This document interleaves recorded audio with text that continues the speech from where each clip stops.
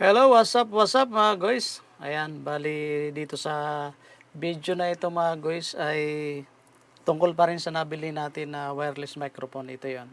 So ngayon ang gagawin natin mga guys ay uh, i-connect naman natin siya sa cellphone. So ito yung cellphone natin, iPhone 14 Pro Max. So ito yung gagamitin natin na connector niya, yung pinaka tawag nito, yung pinaka receiver. Yan, ito yung pinaka receiver, no. So, para magamit natin ito mga guys, kailangan pala may application ka pang ida-download. At yung application na yun ay Lark Sound. Ito siya. Lark Sound, yan yung kulay, ano na yan, parang orange, no? Yan. So, kailangan meron ka pala nito. Yan, kapag in-open natin, wala pa siya. Kasi kailangan i-connect natin to. Connect natin mga guys. Tapat natin yung logo niya. So hindi ko pa tinanggal yung pinaka plastic nito. Ayun, naka-plastic pa rin. Para hindi magasgasan. Ayun, may ilaw na siya. Pero hindi pa siya gumagana kasi wala pa tayong yung pinaka transmitter natin. So ayan na yung pinaka application niya, lumabas na. Merong mic 1, merong mic 2. Ayan, kita ba? Iyan. So, meron siyang mic 1 saka mic 2. So, kuha tayo ng isang transmitter natin na mic. Kuha tayo ng isa. Ito, gamitin natin itong isa mga guys. Ayan. Tapos, ayan. Oh. So, ayan, meron na siya. Hello. Mic test. Hello. Meron na siya mga guys. Gumagana na yung pinaka-volume meter niya. So, nakaset tayo sa medium. At yung speaker play natin ay naka-on ito. So, yan gumagana siya. So, ngayon, try natin na ikabit natin sa ating damit. Lagay natin dito sa damit natin. Siguro dito. So, dapat kapag kinabit nyo, yung ilaw na to, itong ilaw na to mga guys, dapat banda sa pataas para yung boses nyo ay mapipick up. No? Alright?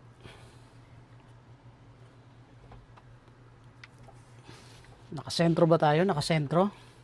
Baka mamaya hindi tayo nakasentro sa ating camera. Nakasentro ba tayo mga guys?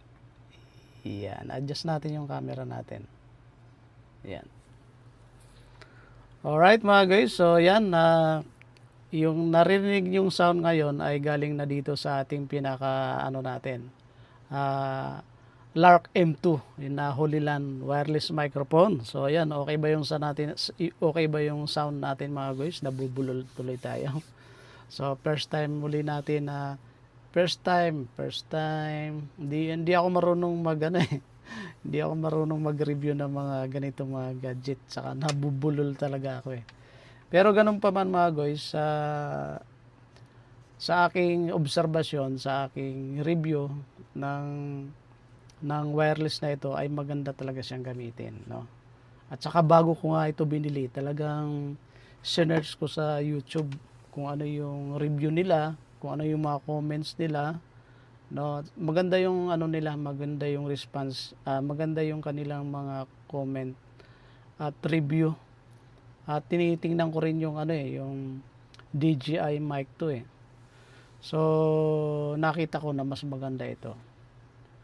Ang kasi sa DJI Mic M2, kailangan mo pang i-edit yung pinaka-audio mo. Hindi katulad nito, kapag na-record na yung boses mo, no? So halos perfect na, hindi mo na kailangan i-edit or baguhin pa yung tone ng iyong boses, So maganda yung pickup ng na to, itong wireless microphone na to mga guys.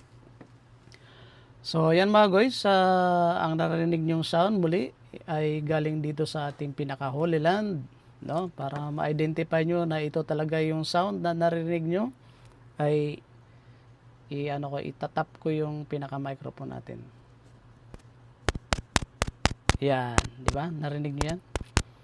Yan. So, yan yung sound na naririnig nyo galing dito. So, meron pa akong isang microphone, yung pinaka Boom XD natin. Yan. Hindi pa rin natin to iiwan. Gagamitin pa rin natin to. At least meron tayong backup, no?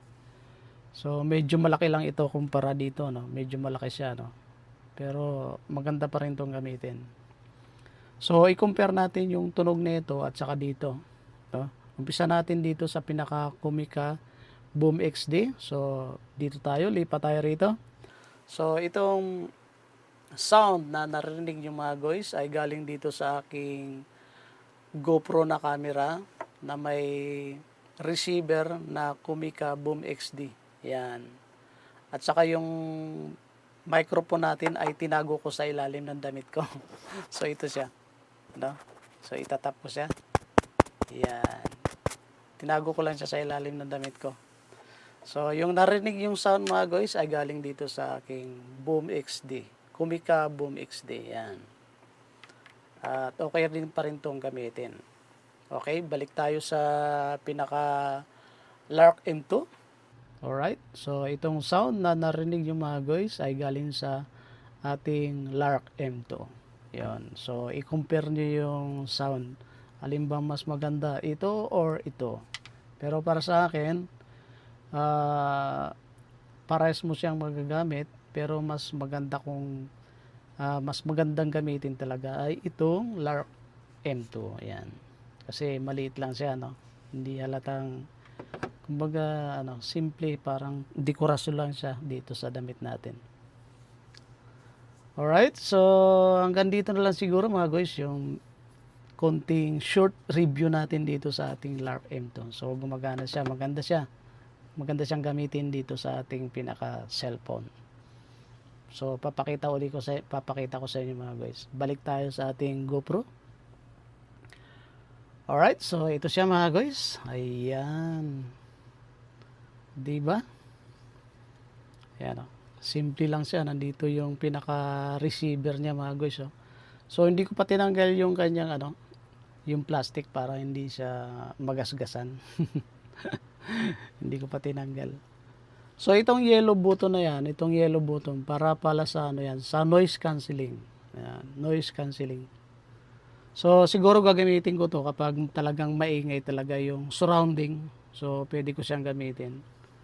Pero kapag mga ganito-ganito lang, so, hindi naman, maingay. So, hindi na kailangan ng noise cancelling. So, hanggang sa muli mga guys. Magkita-kita na lang ulit tayo sa next video. Mabuhay po kayo. God bless po sa inyong lahat. Peace.